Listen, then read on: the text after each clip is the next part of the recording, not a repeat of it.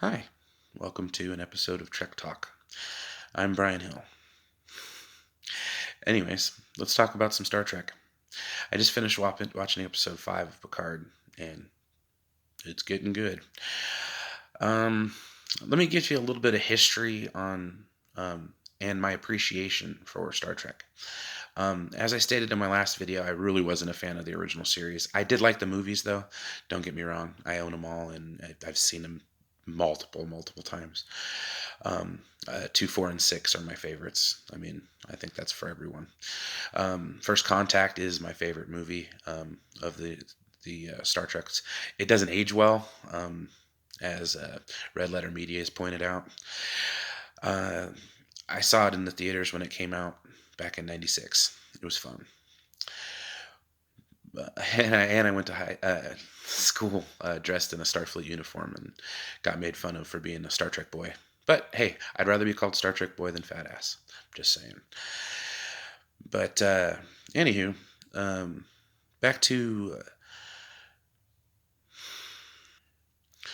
well, let's get into a little bit of the history of my appreciation. It started with Deep Space Nine, surprisingly. I was a big Star Wars fan, so I think they kind of naturally would go into each other almost. As where Next Generation was a utopian society type situation, Deep Space Nine showed a little more gritty realism. I'd have to say I agree with the writers in the first couple seasons of Next Generation that had such a problem trying not to write conflict. Um, so I mean, logically, that's why it did what it did. As far as Picard goes, I'm really digging it so far. Most of the criticism I'm hearing is that the Federation wouldn't do that. Did you watch Deep Space Nine? Because I'll tell you right now, the Federation were dicks. Big time. How did they win the Dominion War? They poisoned the founders. Yeah, it's pretty shady shit. But anywho, the Federation being that way, I don't see it as much of a stretch. Uh, the characters are great. I really enjoy them. I don't try. I try not to get too involved in the identity politics of it. So if there's a strong female character or any kind of female character, I like to give them a shot before I sit there and go, oh god damn, they're not right for the situation and they're terrible. This, that, and the other thing. I don't care. I just want to watch something that is slightly entertaining. Takes me out of my day to day life. Um, I could care less about plot leak or plot holes or story points. I mean, unless they're just so blatantly in your face, laughably stupid, which up till now they really haven't been.